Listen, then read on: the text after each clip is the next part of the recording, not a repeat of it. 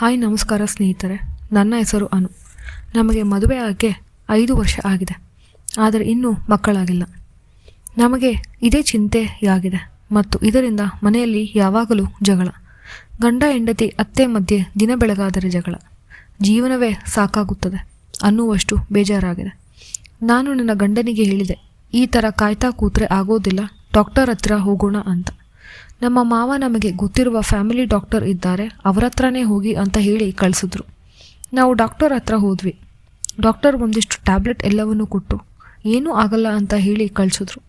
ಆದರೂ ಅದರಿಂದ ಏನೂ ಪ್ರಯೋಜನ ಆಗಲಿಲ್ಲ ಮತ್ತು ಮನೆಯಲ್ಲಿ ಇದೇ ವಿಷಯಕ್ಕೆ ಜಗಳ ದಿನ ಆಗ್ತಾನೇ ಇತ್ತು. ಇದೇ ಸಂದರ್ಭದಲ್ಲಿ ನನ್ನ ಗಂಡ 1 ತಿಂಗಳ ಕಾಲ ಬೇರೆ ಊರಿಗೆ ಹೋಗಬೇಕಾಗಿ ಬಂತು. ನಾನು ತವರು ಮನೆಗೆ ಹೋಗ್ತೀನಿ ಅಂದೆ, ಆದರೆ ಅವರೇ ಬೇಡ, ನಾನು ಬೇರೆ ಊರಿನಲ್ಲಿ ಮನೆಯಲ್ಲಿ ಇರೋದಿಲ್ಲ, ಮತ್ತೆ ಇಬ್ಬರೇ ಇರ್ತಾರೆ, ನೀನು ಇಲ್ಲೇ ಇರು ಅಂತ ಹೇಳಿದರು. ಅತ್ತೆ ಒಳ್ಳೆಯವರೇ, ಆದರೆ ಬಜಾರಿ. ಮಾವ ಚೆನ್ನಾಗಿ ಮಾತಾಡ್ತಾರೆ. ಇದುವರೆಗೂ ಯಾವತ್ತೂ ನನ್ನ ಮನಸ್ಸಿಗೆ ನೋವಾಗೋಕೆ ಮಾತಾಡುವಿಲ್ಲ ಅವರು. ಮತ್ತು ಅತ್ತೆ ಯಾವಾಗಲೂ ಸಂಜೆ ಆದರೆ ವಾಕಿಂಗ್ ಹೋಗ್ತಾರೆ. ಹೌದು, ಸಂಜೆ ಅತ್ತೆ ವಾಕಿಂಗ್ ಹೋದಾಗ ಮಾವ ನನ್ನನ್ನು ಪಕ್ಕಕ್ಕೆ ಕರೆದುಕೊಂಡು ಕೂರಿಸಿಕೊಂಡು ನಾನು ಡಾಕ್ಟರ್ ಹತ್ರ ಹೋದಾಗ ಡಾಕ್ಟರ್ ರಿಪೋರ್ಟ್ಸ್ ತೋರಿಸುತ್ತಾರೆ. ನೋಡಮ್ಮ, ಇದು ನಿಜವಾದ ರಿಪೋರ್ಟ್ಸ್, ಇದರಲ್ಲಿ ನಿನ್ನ ಗಂಡನಿಗೆ ಮಗು ಆಗಲು ಸಾಧ್ಯವಿಲ್ಲ ಅಂತ ಬರೆದಿದ್ದಾರೆ. ಇದೇ ನಿಜವಾದ ಕಾರಣ. ಡಾಕ್ಟರ್ ನಿಮ್ಮ ಹತ್ರ ಸುಳ್ಳು ಹೇಳಿ ಕಳಿಸಿದ್ದಾರೆ. ಅವರು ನನಗೆ ಗೊತ್ತಿರೋರು. ನನಗೆ ತುಂಬ ಬೇಜಾರಾಯಿತು. ಏನು ಹೇಳ್ತಾ ಇದ್ದೀರಾ ಮಾವ, ನಮ್ಮ ಸಂಸಾರ ಬೆಳೆಯುವುದಿಲ್ಲವೇ? ಹೌದಮ್ಮ, ಇದೇ ಸತ್ಯ. ಆದರೆ ಈ ವಿಷಯ ಬೇರೆಯವರಿಗೆ ಗೊತ್ತಾದರೆ ನಮ್ಮ ಮನೆತನದ ಮಾನ ಮರ್ಯಾದೆ ಹೋಗುತ್ತೆ. ಮತ್ತು ಈ ಸಮಾಜ ಹೇಗಿದೆ ಅಂದರೆ, ಗಂಡು ಮಕ್ಕಳಿಗೂ ತೊಂದರೆ ಇದ್ದರೂ ಹೆಣ್ಣು ಮಕ್ಕಳಿದೆ ತಪ್ಪು ಎಂದು ದೂಷಿಸುತ್ತಾರೆ. ಮತ್ತು ನಿನ್ನ ಗಂಡನಿಗೆ ಇನ್ನೊಂದು ಮದುವೆ ಮಾಡಲು ಖಂಡಿತ ನಿನ್ನ ಅತ್ತೆ ಪ್ರಯತ್ನಿಸುತ್ತಾಳೆ. ಹೌದು ಮಾವ, ನೀವು ಹೇಳ್ತಾ ಇರೋದು ನಿಜ. ಆದರೆ ನಾವು ಇನ್ನೊಂದು ಡಾಕ್ಟರ್ ಹತ್ತಿರ ಹೋಗಬಹುದಲ್ಲವೇ? ಹೌದು, ಹೋಗಬಹುದು. ಆದರೆ ನಾನು 2 ಕಡೆ ಕೇಳಿದ್ದೇನೆ, ಇದಕ್ಕೆ ಪರಿಹಾರ ಇಲ್ಲ ಅಂತ ಹೇಳಿದ್ದಾರೆ. ನಾನು ಅಳಲು ಶುರು ಮಾಡಿದೆ. ಮಾವ ನನ್ನ ಕಣ್ಣನ್ನು ಒರೆಸಿ, ನೀನು ಅಳಬೇಡ, ಇದಕ್ಕೆ ಪರಿಹಾರ ಏನು ಅಂತ ಯೋಚನೆ ಮಾಡೋಣ. ನನಗೆ ಅಂದು ರಾತ್ರಿ ನಿದ್ದೆ ಬರಲಿಲ್ಲ. ರಾತ್ರಿಯೆಲ್ಲ ಇದೇ ಚಿಂತೆ. ರಾತ್ರಿಯೆಲ್ಲ ಅತ್ತು ಕಣ್ಣು ಊದಿದೆ.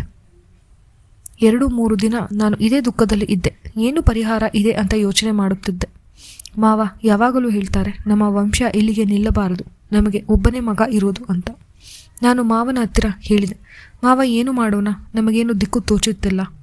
ದೇವ್ರ ದಾರಿ ಕಾಣ್ತಾನಮ್ಮ, ನೀನು ಯೋಚನೆ ಮಾಡಬೇಡ. ನನ್ನ ಗಂಡ ಬರಲು ಇನ್ನು 15 ದಿನಗಳು ಬಾಕಿ ಇದ್ದವು. ನಾನು ಬಹಳಷ್ಟು ಯೋಚನೆ ಮಾಡಿದೆ ಮತ್ತು ಒಂದು ನಿರ್ಧಾರಕ್ಕೆ ಬಂದೆ.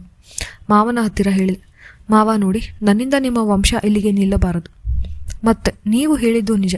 ಹುಡುಗಿಗೆ ತೊಂದರೆ ಇದ್ದರೂ ಅದನ್ನು ಸಮಾಜ ಒಪ್ಪೋದಿಲ್ಲ. ಹೆಣ್ಣು ಮಕ್ಕಳಿಗೆ ತೊಂದರೆ ಅಂತ ವಾದ ಮಾಡ್ತಾರೆ.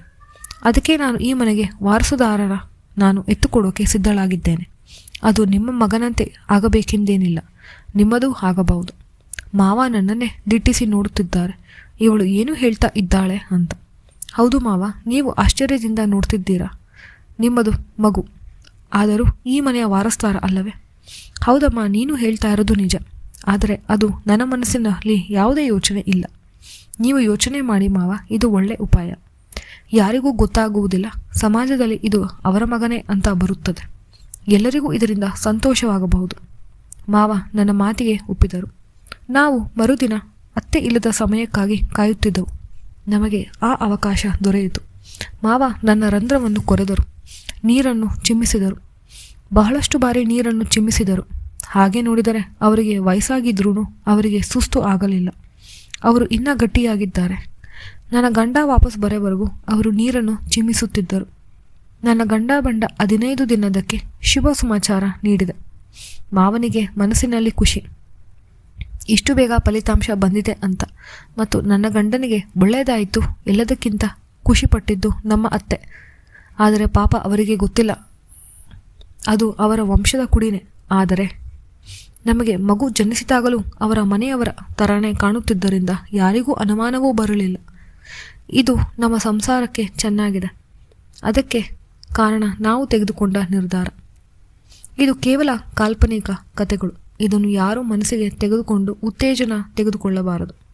ಕಾಲ್ಪನಿಕ ಕಥೆಗಳು ಎಂದಿಗೂ ನಮ್ಮ ಜೀವನಕ್ಕೆ ದಾರಿದೀಪವಾಗುವುದಿಲ್ಲ.